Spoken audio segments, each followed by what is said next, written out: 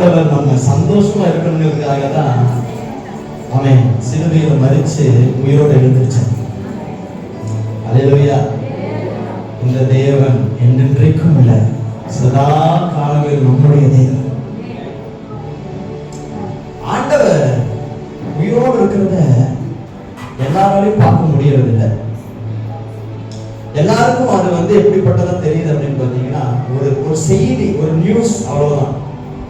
சர்ச்சுக்கு வெளியில் இருக்கிறவங்களை எடுத்துக்கங்க, சர்ச்சுக்குள்ளேயே எடுத்துக்கங்க, நிறைய பேருக்கு ஆண்டவர் உயிரோடு எழுதுறது ஒரு அனுபவம்.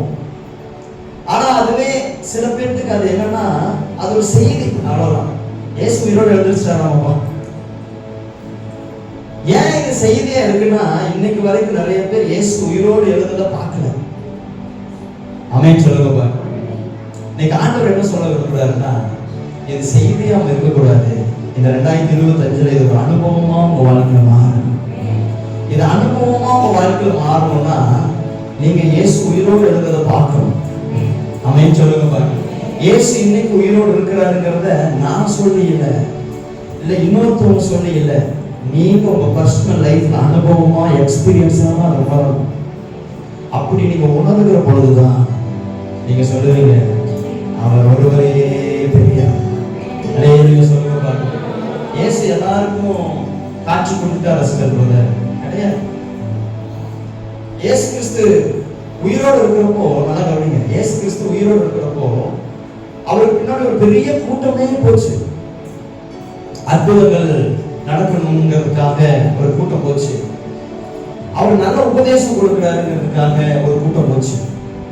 இன்னும் ஒரு சில கூட்டம் சாப்பாட்டுக்காக போச்சான். ஏசப்பா எங்க போனாலும் பின்னாடி போயிடும், ஏன்னா சாப்பாடு கொடுக்குவாங்க. ஆமென் சொல்லுங்க. இப்படி நிறைய கூட்டங்கள் அவருக்கு பின்னாடி போச்சான். ஆனா அவர் மரிச்சு கல்லறையில் இருக்கிறப்போ அவர் உயிர்த்தெழுதலை பார்க்கறதுக்கு கல்லறைக்கு போன கூட்டம் ரொம்ப கம்மி. ஆமென் சொல்லுங்க.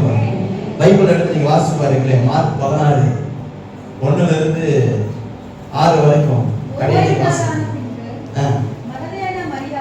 பாருங்க. எவ்வளவு பேர் போற மகதலேனா மரியாளும், யாக்கோபின் தாயாகிய மரியாளும், அவருக்கு கந்தவர்க்கம் இடுபடி அவைகளை வாங்கிக் கொண்டு வாரத்தின் முதலாம் நாள் அதிகாலையிலே சூரியன் உதயமாகிற போது கல்லறை இடத்தில் வந்து, ஆமென் சொல்லுங்க பார்க்கலாம். நல்லா கவனிங்க சார். இயேசுக்கு பின்னாடி உயிரோடு இருக்கிறப்போ, இயேசு கிறிஸ்து சிலுவையில் அறையப்படுறதுக்கு முன்னாடி இயேசு கிறிஸ்து பின்னாடி நிறைய கூட்டம் போச்சு. இயேசு எங்கேயாச்சும் இருக்கிறாரு தெரிஞ்சுச்சுன்னா அத்தனை கூட்டமும் இயேசுக்கு முன்னாடி போயிடுவாங்க. பைபிள் அப்படிதான் சொல்லுது. ஆனா அதுவே சிலுவையில் அவர் மரிச்சதுக்கு அப்புறம் அவர் பார்க்கறதுக்கு கையூட்டு என்ற அளவுக்கு தான் ஆளு போறாங்க. அல்லேலூயா சொல்லுங்க பாருங்க. நல்ல கவனிங்க, இந்த கையை விட்டு என்ற அளவுக்கு ஆளுக போனாங்க பாருங்க. இவங்க தான் இயேசு உயிரோடு இருந்ததை முதல்ல பார்த்தாங்க. அல்லேலூயா சொல்லுங்க பாருங்க. அப்படி என்ன அர்த்தம் தெரியுமா? நம்ம பிரச்சனைக்காக மாத்திரம் கர்த்தரை தேடுகிற பொழுது அவர் உயிர்த்தெழுதலின் அனுபவத்தை நம்மளால் அனுபவிக்க முடியாது. நம்ம வாழ்க்கையில இயேசுவுக்காக பிரச்சனைகள் வருகிற பொழுதிலும் அவரை தேடுறோம் பாருங்க, அவங்களுக்கு பேரு தான் உண்மையா கர்த்தரை தேடுறவங்க. நான் பேசுறது புரியுது? நம்ம வாழ்க்கையில பிரச்சனைக்காகவே சில பேர் இயேசுவை தேடிட்டு இருப்பாங்க. இயேசு கிறிஸ்து உயிரோடு இருக்கிறப்போ அவங்க பிரச்சனை சரியாகணும். இன்னைக்கு எத்தனை பேர் அப்படி வந்துருக்கீங்க? சர்ச்சுக்கு வந்ததே என் பிரச்சனை மாறணும்னு தான் ஃபர்ஸ்ட். இல்ல சிஸ்டர், இது ஒரு வகையான தேடுதல் தான். ஆனா ஆண்டவர் என்ன எதிர்பார்க்கிறாருன்னா, அவர் உயிர்த்தெழுதலை நீங்க பார்க்கணும்னா இயேசுவின் நிமித்தமா வர பிரச்சனைகளையும் நீங்க அவரை தேடணும். ஆமென் சொல்லுங்க. யார் அப்படி தேடுறாங்களோ அவங்க உயிர்த்தெழுதலின் அனுபவத்தை பார்ப்பாங்க. அல்லேலூயா சொல்லுங்க பாருங்க. அல்லேலூயா. நான் பேசுறது புரியுது? நீங்க கர்த்தர் உண்மையாய் தேடுகிறவர்களை அவர் தேடிக்கொண்டிருக்கிறார். நீங்க மட்டும் உயிர்த்தெழுதலின் அனுபவத்தை பார்த்துட்டீங்கன்னா அதுக்கப்புறம் உங்க வாழ்க்கையில எல்லாமே மாறும். எத்தனை பேருக்கு விசுவாசிக்கிறீங்க? அல்லேலூயா. சத்தமா அல்லேலூயா சொல்லுங்க. ஜெய கிறிஸ்து முன் செல்கிறார், ஜெயமாக நடத்திடுவார். ஜெய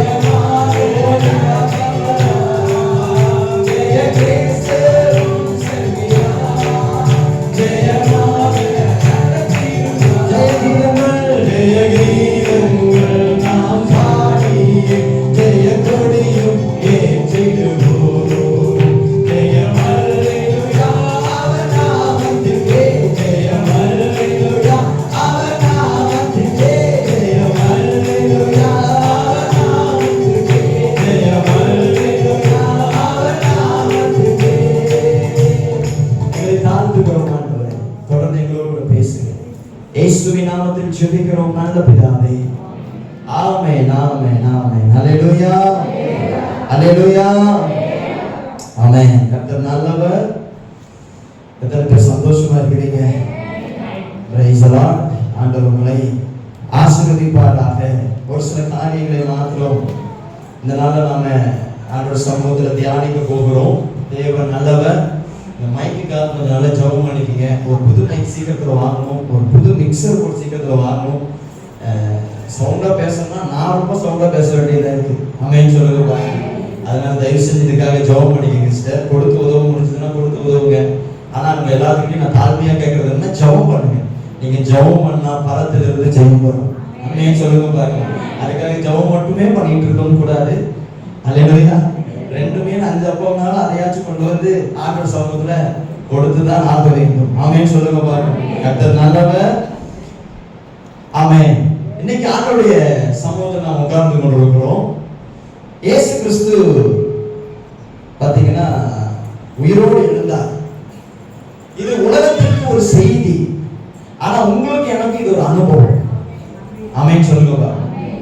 எத்தனை பேருக்கு ஒரு அனுபவம்? உலக மனுஷங்க என்னப்பா இன்னைக்கு எல்லாம் ஒரே சத்தமா இருக்குது அப்படின்னு கேட்டா அவங்க என்ன சொல்லுவாங்க, ஏதோ இயேசு உயிரோடு எழுந்திருச்சாரு அவங்க, அதனால ஏதோ கத்திக்கிட்டு இருக்கிறாங்க. ஆனா ஆண்டவரை ஆராதிக்கிற நமக்கு இது செய்தி அல்ல, இது ஒரு அனுபவம். இயேசு உயிரோடு இருக்கிறார் என்பது செய்தி அல்ல, இது ஒரு அனுபவம்.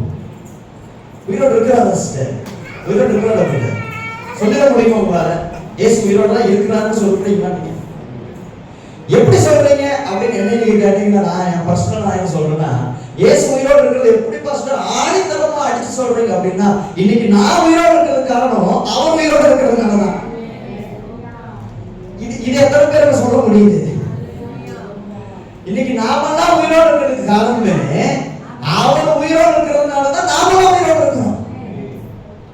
மரித்தேன் ஆயினும் சதா காலங்களிலும் உயிரோடு இருக்கிறேன். ஆமென் சொல்லுங்க பாருங்க. அல்லேலூயா. இயேசு உயிரோடு இருக்கிறார்ங்கிற சந்தோஷம் மட்டும் நமக்கு பத்தாது. சபையை நல்லா கவனிங்க. இயேசு உயிரோடு இருக்கிறார்ங்கிற சந்தோஷம் மட்டும் நமக்கு பத்தாது. அதே போல இன்னொரு விஷயமும் இருக்கிறத நான் உங்களுக்கு சொல்ல விரும்புகிறேன். என்ன அப்படின்னா, அவர் எப்படி உயிரோடு இருக்கிறாரோ அதே போல அவர் சீக்கிரமாய் வரப்போகிறார். ஆமென் சொல்லுங்க பாருங்க. இயேசு சீக்கிரமாய் இந்த பூமிக்கு வரப்போகிறார். இத சபை என்னைக்குமே மறந்துடக்கூடாது. அதான் முதல்ல ஒரு காரியம் அதிகமா பரவிட்டு இருந்துச்சு. என்னன்னா 2000 வருஷத்துல, அதாவது கிறிஸ்து பிறப்புக்கு பின் 2000 வருஷத்துல வருக வரும்னு சொல்லிட்டு இருந்தாங்க. ஆமென் சொல்லுங்க பாருங்க. வருக வரும் அப்படின்னு நல்லா சொன்னாங்க. காரணம் என்னன்னா, அது வந்து ஒரு கணக்கு. அது இயேசு கிறிஸ்து 6 நாள்ல பூமியை படைச்சார், 7வது நாள் ஓய்ந்திருந்தார். அப்போ அவங்களுடைய கணக்கு என்னன்னா 3 வகையா பிரிக்கப்படுது. இது எப்படி அப்படின்னா, மனசாட்சியின் காலம், அதாவது ஆதாம் காலத்திலிருந்து மூசையின் காலம் வரைக்கும் ஒரு மனசாட்சியின் காலமா இருக்கு. அது வந்து 2000 வருஷம். அதுக்கப்புறம் மூசையின் காலத்திலிருந்து கிறிஸ்துவின் காலம் வரைக்கும் நியாயப்பிரமாணத்தின் காலம், அதுவும் 2000 வருஷம். மொத்தம் எவ்வளவு வருஷம் ஆச்சு சொல்லுங்க? இப்போ இயேசு பிறந்ததுக்கு அப்புறம் இப்ப 2000 வருஷம் ஆயிடுச்சு. ஆமென் சொல்லுங்க பாருங்க. இப்போ எவ்வளவு வருஷம் ஆச்சு? 6000 வருஷம். 6 நாள்ல இயேசு பூமியை படைச்சார். அதே மாதிரி 6000 வருஷம் ஆயிடுச்சு. அடுத்த இந்த வருஷத்துல வந்துடுவாரு அப்படின்னு எல்லாரும் நம்பினாங்க. ஆமென் சொல்லுங்க பாருங்க. ஆனா இயேசு வரல. இயேசு ஏன் வரல தெரியுமா? ஏன் வரல யோசிச்சு பாருங்க. 2000 வருஷத்துல கரெக்டா இயேசு வந்திருந்தாருன்னா நம்மளாம் பக்கத்துக்கு போயிருப்போம். இப்ப வந்தாலே தெரியல பாஸ்டர். எத்தனை பேர் சொல்றீங்க இப்ப வந்தா நான் ரெடியா இருக்கேன்? அல்லையா மாஸ்டர் ஆமைன்னு சொல்றாங்க. இன்னைக்கு ஞாயிற்றுக்கிழமைங்கிறதுனால நம்ம எல்லாரும் ஆமைன்னு சொல்லுவோம்னு எனக்கு தெரியும். ஆமைன்னு சொல்லுங்க பாருங்க. ஆனா எனக்கு பிரியமான ஆண்டவருடைய பிள்ளைகளை நல்லா கவனிங்க.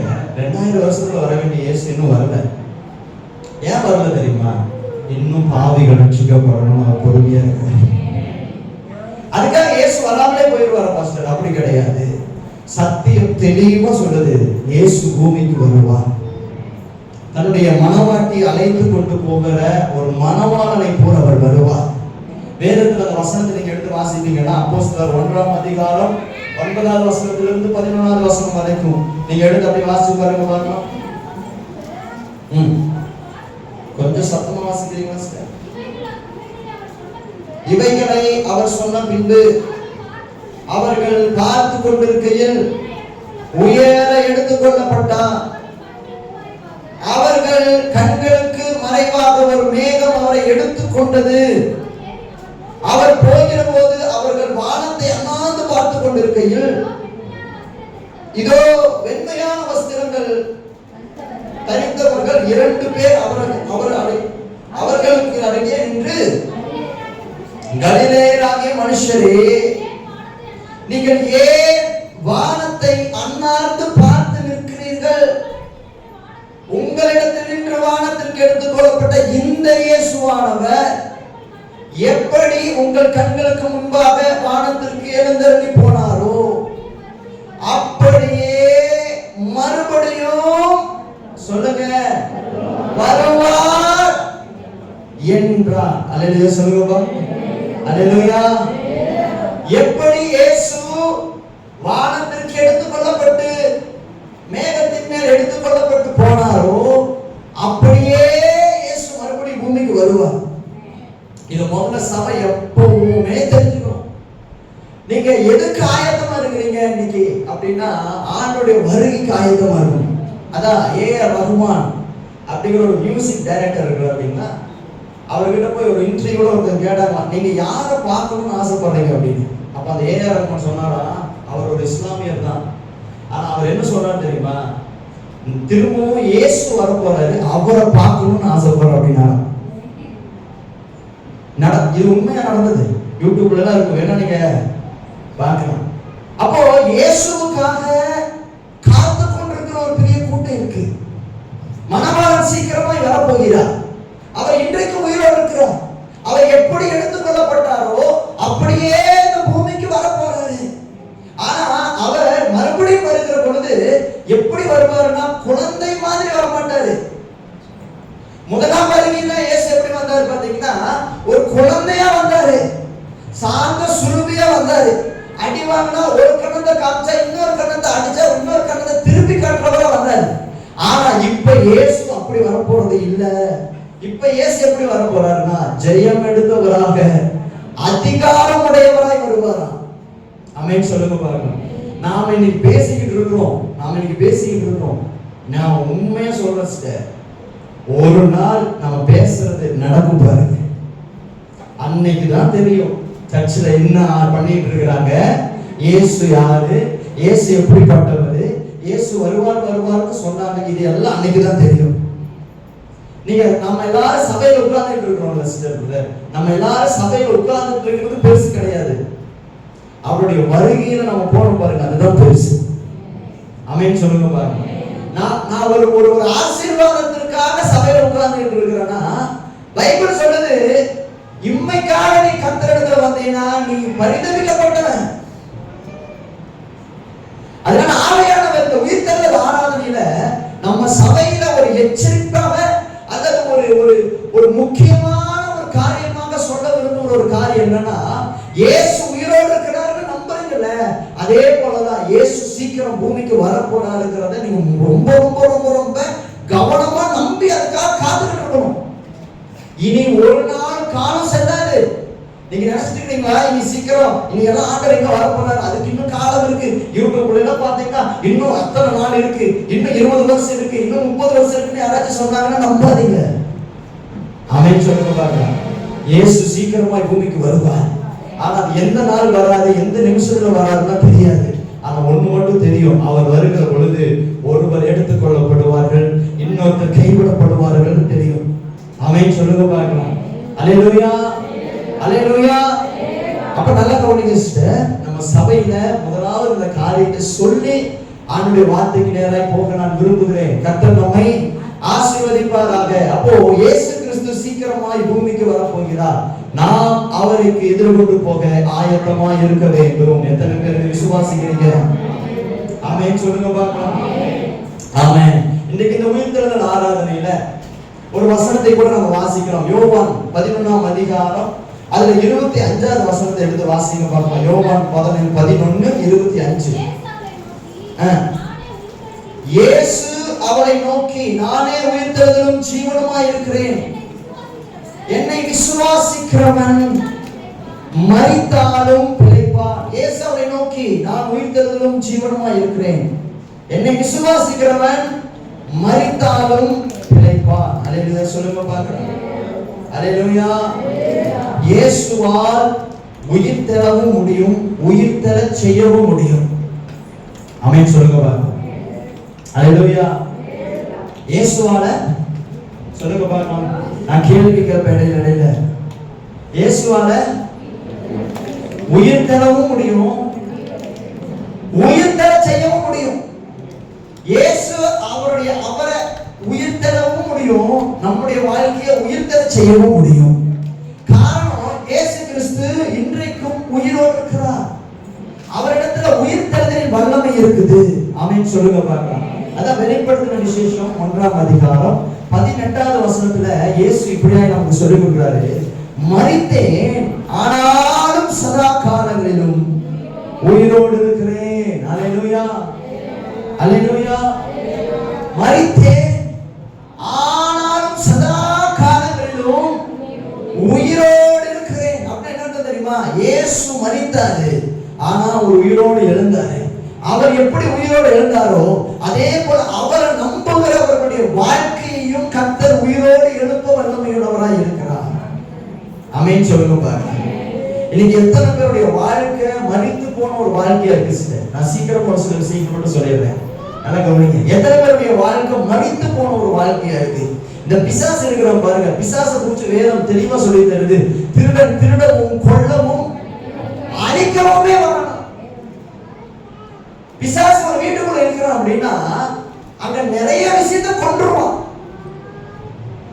நாம எல்லாம் உயிரோட தான் இருக்கிறோம், அதுல எந்த ஒரு மாற்று கருத்தும் இல்லை, சந்தேகமும் இல்லை. ஆனா நம்முடைய வாழ்க்கை இருக்குது பாருங்க, கர்த்தர் நமக்கு கொடுத்த வாழ்க்கை அது உயிரோடு இருக்கா? நம்முடைய சந்தோஷம் உயிரோடு இருக்கா? உங்க வீட்டுக்குள்ள சந்தோஷம் உயிரோடு இருக்கா? உங்க வீட்டுல சமாதானம் உயிரோடு இருக்கா? உங்க வீட்டுல ஆரோக்கியம் உயிரோடு இருக்கா? உங்களுடைய வீட்டுல ஆசீர்வாதம் உயிரோடு இருக்கா? உங்க குடும்ப உறவு இருக்குது பாருங்க, குடும்ப உறவு அது இன்னைக்கு உயிரோடு இருக்கா? இல்ல உங்க பிள்ளைகளுடைய எதிர்காலத்தை நீங்க உயிரோடு இருக்குன்னு நீங்க சொல்ல முடியுமா? ஆமென் சொல்லுங்க பாருங்க. இந்த பிசாசம் என்ன பண்றான்னா நம்மளை கொல்லல, ஆனா நம்ம வாழ்க்கையை கொண்டுட்டு இருக்கான். இன்னைக்கு எத்தனை பேர் இந்த நிலைமையில இருக்கிறீங்க? உயிரோட இருந்து கூட செத்த மாதிரி வாழ்ந்துட்டு இருக்க எத்தனையோ பேர் இருக்கிறாங்க. அவன் என்ன கொல்லல, ஆனா என் வீட்டுக்குள்ள வந்து என்னுடைய எல்லாத்தையும் கொண்டுட்டான். இப்ப இயேசு மரித்தவன உயிரோட எழுப்புவாரு, மரித்து போன வாழ்க்கையை உயிரோட இயேசுவோட எழுப்ப முடியுமா அப்படின்னு கேட்டீங்கன்னா ஆவியானவர் நீங்க சொல்லி தராரு, இயேசுவால மரித்து போன வாழ்க்கையும் உயிரோடு எழுப்ப பண்ண முடியும். அல்லேலூயா சொல்லுங்க பாருங்க. அவர் ஒருவரே ஜீவனை கொடுத்து வந்திருக்கிறார். அது பரிபூரணம் அடைய விரும்புகிறார். அல்லேலூயா சொல்லுங்க பாருங்க. அல்லேலூயா. நம்முடைய வாழ்க்கையை உயிரோடு எழுப்பணும்னா அது இயேசுவால தான் முடியும். எத்தனை பேர் நம்புறீங்க? அல்லேலூயா. நீங்களும் நானும் ஆராதிக்கிற ஆண்டவர் எப்படிப்பட்டவர்னா செத்து போன வாழ்க்கையை உயிரோடு எழுப்புவார். ரூத்துடைய வாழ்க்கை செத்து போச்சு, ஆனா செத்து போன வாழ்க்கைய கர்த்தர் மறுபடியும் உயிரோடு எழுப்பினாரா? ஆமென் சொல்லுங்க பாருங்க. போவாச கூட்டிட்டு வந்தாரா? போவாசுடைய நிலத்துல ரூத்து போய் வேலை செய்யறதுக்கு ஆண்டவர் அனுமதிச்சாரா?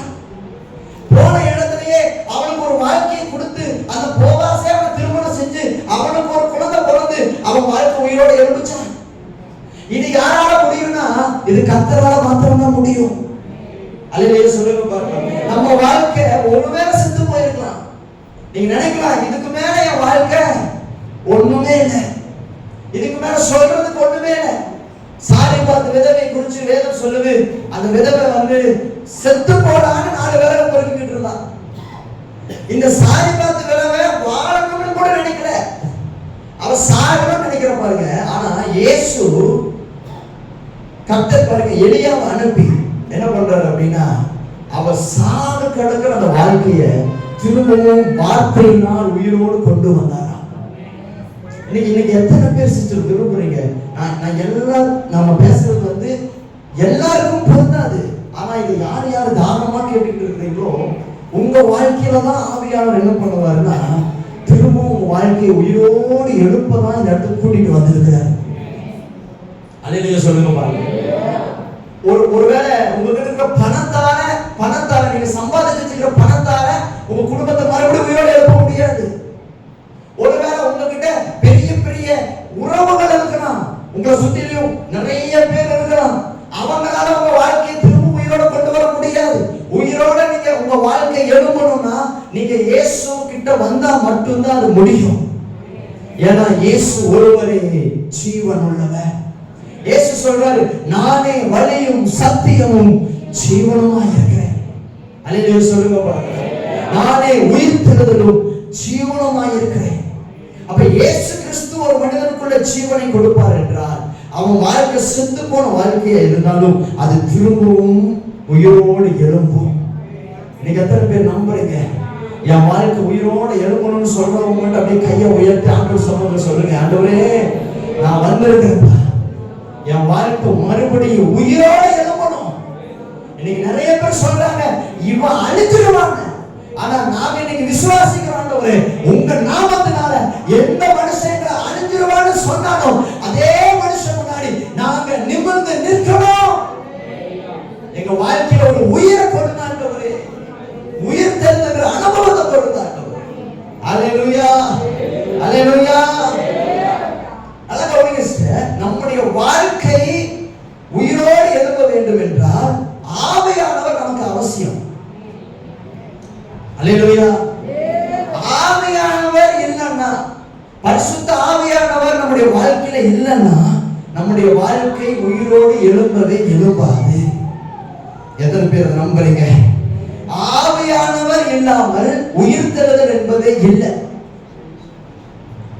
இன்னைக்கு ஆவியானவர் ஏன் சபையில முக்கியத்துவம் கொடுக்க வைக்கிறோம் அப்படின்னா, இந்த ஆவியானவர் உங்க வாழ்க்கைக்குள்ள வந்தாதான் உங்க வாழ்க்கையில உயிர்த்தெழுதல்ங்கிற ஒரு அனுபவம் வரும். ஆமென் சொல்லுங்க பாருங்க. அதான் ரோமர் 8ஆம் அதிகாரம் 11வது வசனம் நமக்கு இப்படியே சொல்லி தருது பாருங்க. ரோமர் 8ஆம் அதிகாரம் 11வது வசனத்தை எடுத்து வாசிங்களா. அன்றியும் இயேசுவை மரித்தோரிலிருந்து எழுப்பினவருடைய ஆவி உங்களில் வாசமாயிருந்தால், கிறிஸ்துவை மரித்தோரிலிருந்து எழுப்பினவர் உங்களில் வாசமாயிருக்கிற தம்முடைய ஆவியினாலே சாவுக்கேதுவான உங்கள் சரீரங்களை உயிர்ப்பிப்பார். அல்லேலூயா சொல்லுங்க பார்க்கலாம். ஆவியானவர் வந்தா உயிர் வரும். சொல்லுங்க எல்லாரும் சொல்லுங்க. ஆவியானவர் வந்தா உயிர் வரும். ஆவியானவர் நம்முடைய வாழ்க்கைக்கு அவசியம். இயேசு சொல்றாரு, நான் போறது குறித்து நீங்க கவலைப்படாதீங்க, நான் போனாதான் அவர் வருவாரு. அவர் வருவது உங்களுக்கு பிரயோஜனமா இருக்கும். ஏன்னா அவர் தான் உங்களை எல்லா சத்தியத்திற்குள்ளேயும் நடத்துவாரு. அவர் பெயர் தான் தேற்றரவாளன். அல்லேலூயா சொல்லுங்க பாருங்க. இந்த ஆவியானவரை எப்பவுமே சபையில முக்கியத்துவம் கொடுக்கணும். அல்லேலூயா.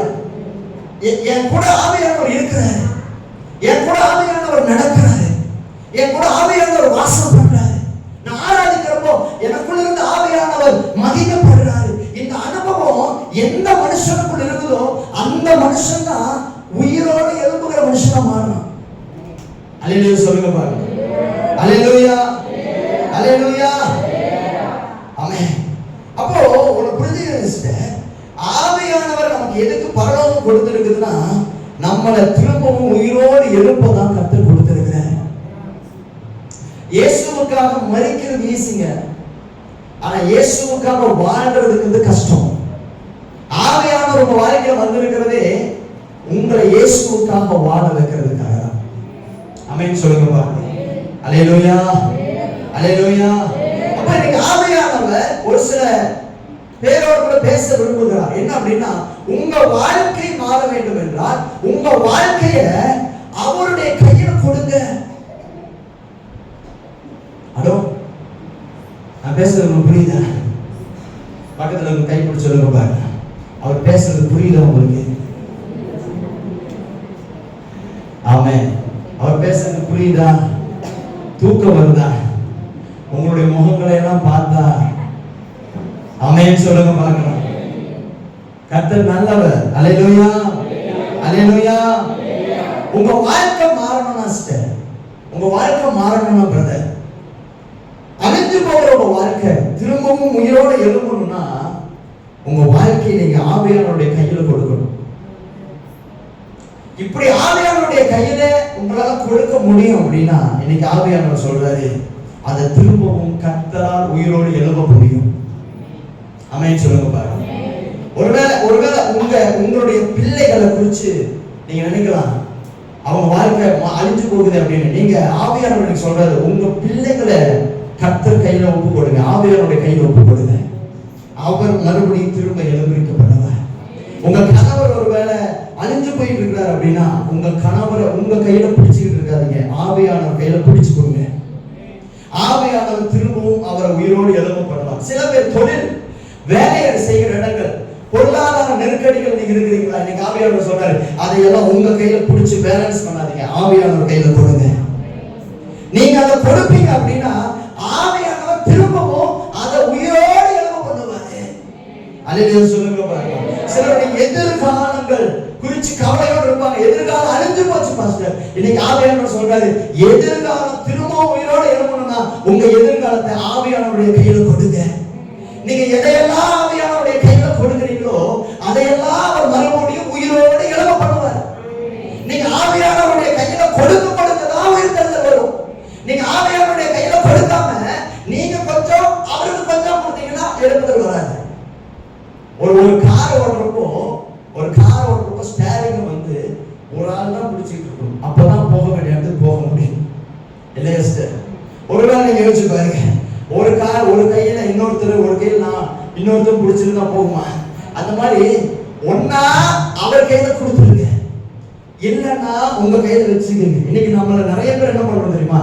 அவர் கையில ஒரு கையில கொடுத்துருவோம், நாம ஒரு கையில பிடிச்சிக்கிட்டு இருப்போம். இன்னைக்கு ஆவியானவர் சொல்றாரு, எப்பா நீ வந்து என்ன நம்பி ஒரு விஷயத்தை விடு. ஆவியானவருடைய கையில ஒரு விஷயத்தை நீங்க கொடுத்துட்டீங்கன்னா அதுக்கப்புறம் அந்த விஷயத்தை ஆவியானவர் கையில விட்டுருங்க.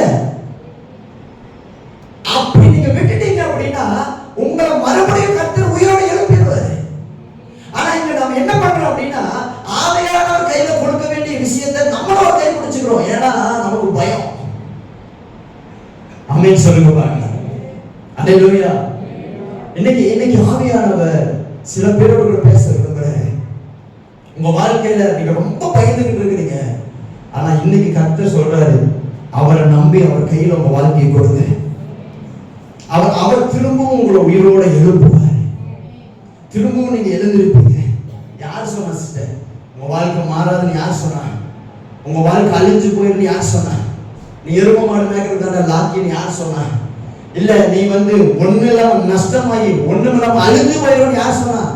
நான் சொல்றேன் சிஸ்டர் பிரதர், ஆண்டவருடைய சமூகத்துல ஒரு ஊழியக்காரன்னு சொல்றேன், நீங்க மட்டும் உங்க வாழ்க்கையை கர்த்தர் கையில கொடுத்துட்டீங்க அப்படின்னா கர்த்தர் திரும்பவும் உங்களை உயிரோடு எழுப்பி அதே இடத்துல நீங்க வைப்பார். அதுதான் கர்த்தர்.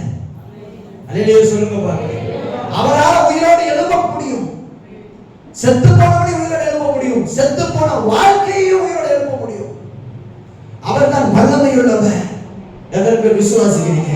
அப்படியே கண்களை மூடி ஒரு நிமிடம் ஆண்டவர் சமூகத்துல ஜெபிக்க போகிறோம். எல்லாரும் அப்படியே இருக்கிற கண்ணை மூடி ஓரி வாக்காரா.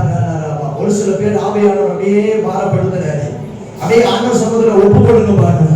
இன்னைக்கு உயிர்த்தெழுதல் அனுபவம் இன்னைக்கு நிறைய பேருடைய வாழ்க்கையில வரணும் சிஸ்டர். நான் வாஞ்சிக்கிறேன், உங்களுக்காக நான் செபிக்கிறேன், உங்களுக்காக செபிக்கிறேன். அப்படியே கண்ணை மூடி செபிக்கார நீங்க பார்க்கலாம், செபிக்கார நீங்க பார்க்கலாம். ரீ வாக்காரா. ஆமென் ஆமென் ஆமென். ஆண்டவரே சொல்லுங்க, இந்த உயிர்த்தெழுதல் ஆராதனையில வந்துட்டு சும்மா போறதுக்காக நான் வரல ஆண்டவரே, என் வாழ்க்கையில உயிர்த்தெழுதல் நடக்கணும். இது வராதுன்னு யார் சொன்னா? இந்த மனுஷன்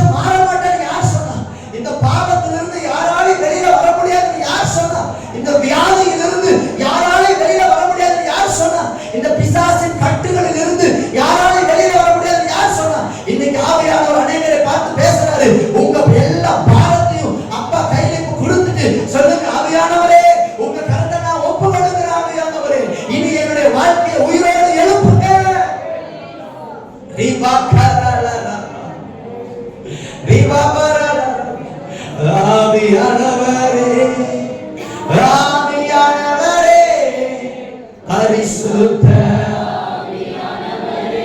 அப்படி எல்லாரும் புகழ்ந்து சொல்லலாமா? ஆவியானவரே, ஆவியானவரே, பரிசுத்த ஆவியானவரே, எங்களுக்குள்ளே வாசம் செய்யும் ஆவியானவரே, இந்நாளிலும் சித்தம் போல் நடத்தி செல்லும். ஆமென். எங்களுக்குள்ளே வாசம் செய்யும் ஆவியானவரே, நடத்தி செல்லும். அல்லேலூயா, அல்லேலூயா. எத்தனை பேர் நம்புறீங்க? கர்த்தரை ஆராதிக்கிற ஜனங்க எப்பவும் அவங்க வாழ்க்கை உயிரோடு இருக்கும். ஆமென் சொல்லுங்க பாருங்க.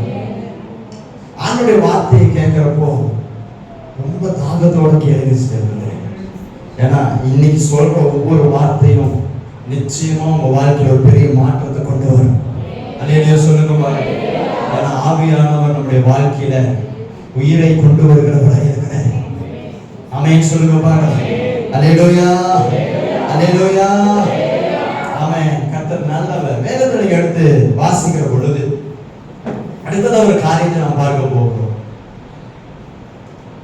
வேதத்துல இயேசு கிறிஸ்துவினுடைய உயிர்த்தெழுதல் அப்போ என்ன நடந்துச்சு அப்படின்னு நீங்க பாப்பீங்க அப்படின்னா, சத்துரு இயேசு கிறிஸ்துடைய கல்லறையை மட்டும் திறக்க கூடாதுன்னு அதிக கவனமா இருந்தான். ஆமென் சொல்லுங்க பாருங்க. பிசாசு எதுல ரொம்ப கவனமா இருந்தானா? இயேசுனுடைய கல்லறை மட்டும் திறந்துடக்கூடாது. இயேசுடைய கல்லறை மட்டும் திறந்துடக்கூடாது. பாருங்க, சத்துரு ஏன் இயேசுவினுடைய கல்லறை மட்டும் திறக்க கூடாதுன்னு அதிகமா கவனமா இருந்தாங்க தெரியுமா? இயேசு கிறிஸ்து உயிரோடு எழுந்தார். நல்லா கவனிங்க, இயேசு கிறிஸ்து உயிரோடு எழுந்தார். உயிரோடு எழுந்த இயேசு அப்படியே வெளியில வரல, கல்லறையை பிளந்துட்டு வெளியில வந்தாரு. ஆமென் சொல்லுங்க பாருங்க. ஏன் ஆண்டவர் கல்லறையை திறக்கணும்னு ஆசைப்படுறாரு? ஏன் பிசாசு அது திறக்க கூடாதுன்னு ஆசைப்படுறான்? இன்னைக்கு இதை குறிச்சு தான் ஒரு சில காரியங்களை நம்ம பார்ப்போம். பிசாசு அவனுக்கு தெரிஞ்சிருச்சு. ஆமென். நீங்க வேதத்தை எடுத்து வாசிக்கிற பொழுது மத்தேயு சுவிசேஷம் எடுத்துக்கங்க. மத்தேயு சுவிசேஷம் 27ஆம் அதிகாரம், மத்தேயு 27 அதுல 62ஆவது வசனத்துல இருந்து 66ஆவது வசனம் வரைக்கும் வாசிங்க பாருங்க.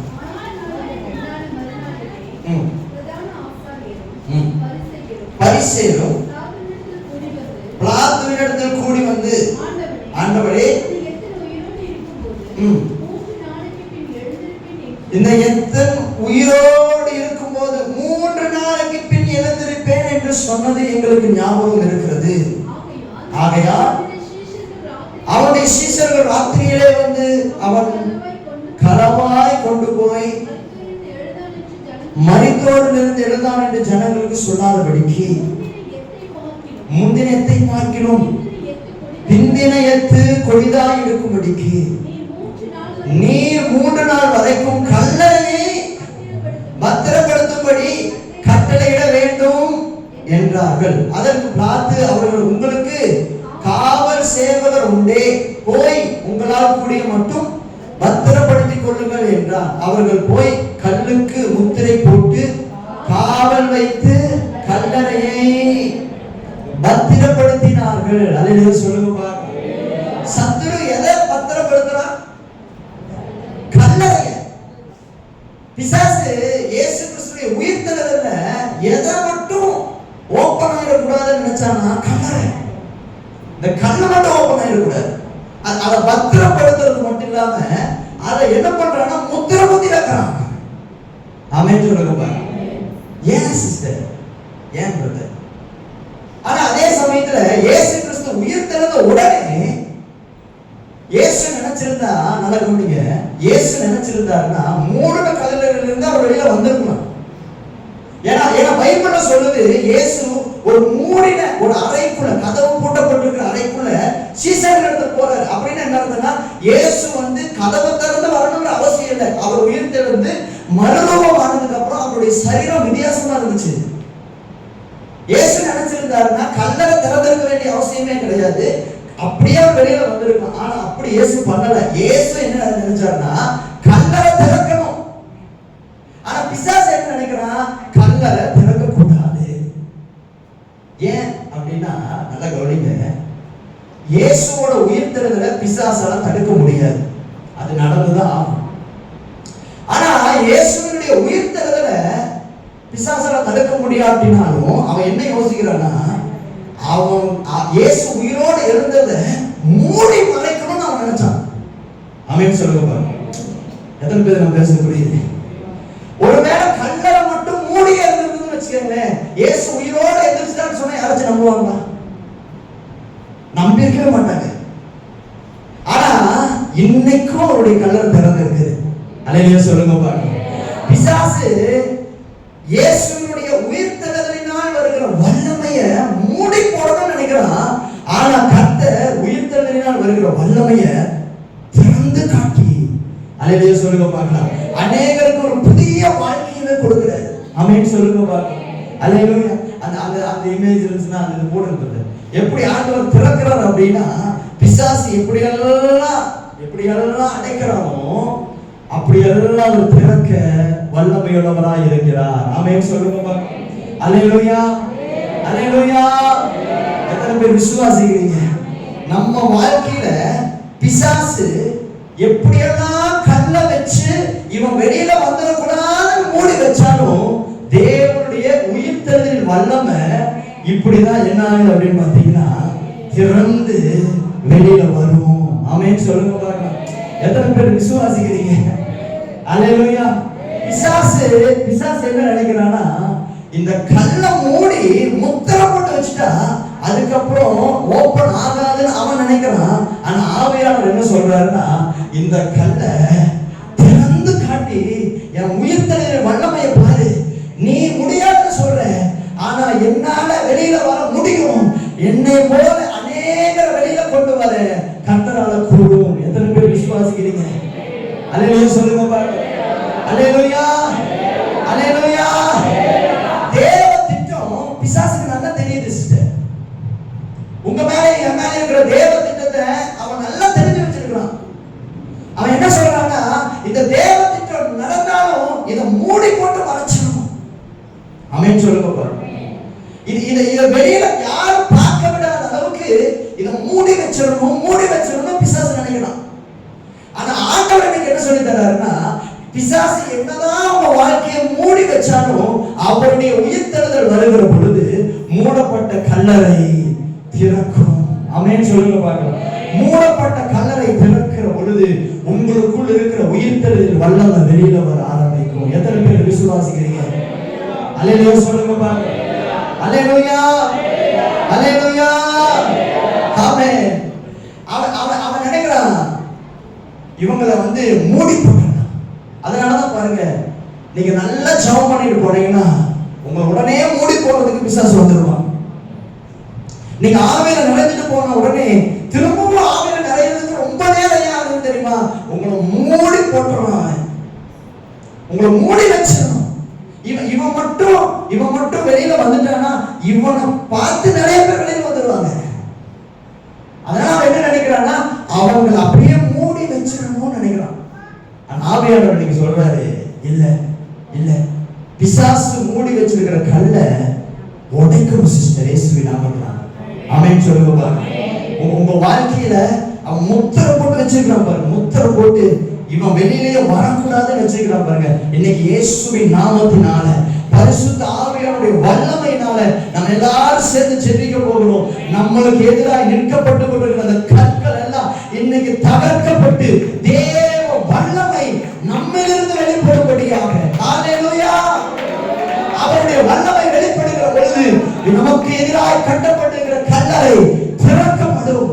அப்பொழுது தேவ மகிமை வெளிச்சமாய் வருது பாருங்க. அல்லேலூயா சொல்லுங்க பாருங்க. அல்லேலூயா. எத்தனை பேர் சொல்றீங்க? ஆமென். அவன் என்னதான் எனக்கு எதிராக செயல்பட்டாலும், எனக்கு எதிராக அவன் எவ்வளவு பெரிய காரியங்களை செய்தாலும் என்னை எழும்ப பண்ணுகிற கர்த்தர் என்னோடு இருக்கிறார். ஆமென் சொல்லுங்க பாருங்க. ஆமென்.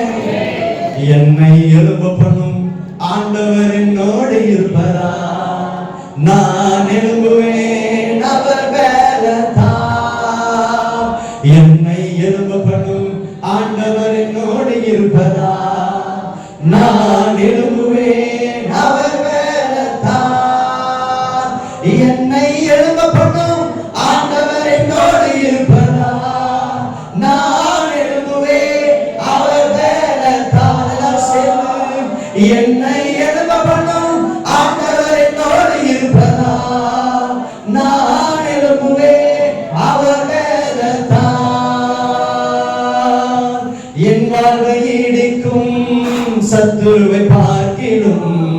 என் வாழ்வை கட்டும் தேவன் பலமுள்ளவர். என் வாழ்வை இடிக்கும் சத்துருவை பார்க்கிறோம். என் வாழ்வை நல்லா கையை தட்டி சொல்லலாமா? பலமுள்ளவர். சத்துரு இடிக்க எடுத்திட்ட காலத்திலும் வேகமாய் என்னை கட்டுவிப்பார். சத்துரு இடிக்க எடுத்திட்ட காலத்திலும் வேகமாய் என்னை கட்டுவிப்பார். என்னை எழுத பண்ணும் ஆண்டவர் என்னோடு இருப்பதால் நான் சந்தோஷமாக சொல்லுவேன். சத்துரு எவ்வளவு பெரிய கல்ல கொண்டு வச்சாரு, என்னை எழுத பண்ணுகிற கல்லை திரும்ப எழுத பண்ணுவா. ஹல்லேலூயா. அவர் ஹல்லேலூயா. ஹல்லேலூயா. நம்முடைய உயிர்த்தெழுதல் அத பிசாசு எப்பவும் விரும்புறது இல்லை. ஏன் தெரியுமா? நீங்க ஒருத்தவங்க உயிர் தெழுந்துட்டீங்கன்னா உங்களை பார்த்து நிறைய பேர் உயிரோடு எழும்ப ஆரம்பிச்சிருவாங்க. அதனால பிசாசு என்ன பண்றான்னா, ஆரம்பத்திலேயே உங்களுடைய கல்லை மூடி வச்சு அவன் என்ன சொல்றான்னா, இதை மூடி போட்டோம்னா இவனை பார்த்து நீ யாரும் எழுந்திருக்க மாட்டாங்க அப்படின்னு நினைக்கிறான். ஆனா இன்னைக்கு ஆவியாளர் என்ன சொல்லி தர்றாருன்னா, அவன் எவ்வளவு பெரிய கல்லை மூடி போட்டாலும் கர்த்தர் உங்க வாழ்க்கையை எழும்ப செய்ய வல்லமை உள்ளவராக இருக்கிறார். அல்லேலூயா சொல்லுங்க பாருங்க. அல்லேலூயா. இந்த உலகத்தின் அதிபதி ராஜா யார் வந்தாலும் சரி, யார் வந்தாலும் சரி, எப்பேற்பட்ட கல்லை கொண்டு வந்து வச்சாலும் சரி, நம்மை கர்த்தர் திரும்பவும் எழுந்திருக்க பண்ணி எந்த இடத்துல நம்ம தலை குனிந்தோமோ அதே இடத்துல நம்முடைய தலையை நிமிர பண்ணி, எத்தனை பிசாசுகள் வந்து நின்று நமக்கு எதிராக கல்ல போட்டாலும் அந்த கல்லை எல்லாம் தகர்த்தெறிந்து தேவன் ஒருவரே தெய்வம் என்கிற சாட்சியை உடைய ஒரு மனிதர்களாய் நம்மை மாற்ற கர்த்தர் வல்லமை உள்ளவராய் இருக்கிறார். எத்தனை பேர் விரும்புறீங்க? அல்லேலூயா. அதனால வேதத்தில் சொல்லப்பட்டிருக்கிறது சகரியா 4:6, பலத்தினாலும் அல்ல பராக்கிரமத்தினாலும் அல்ல என் ஆவியினால் ஆகும். ஆமென் சொல்லுங்க பாருங்க. அல்லேலூயா. அல்லேலூயா. சோர்ந்து போகாதீங்க, சோர்ந்து போயிடாதீங்க. உங்க உயிரோடு எழுப்ப தேவன் வல்லமையுள்ளவராய் இருக்கிறார். ஆமென் சொல்லுங்க பாருங்க. உங்களுடைய கல் ஒரு நாள் தகடுபடியாய் உழுகும்.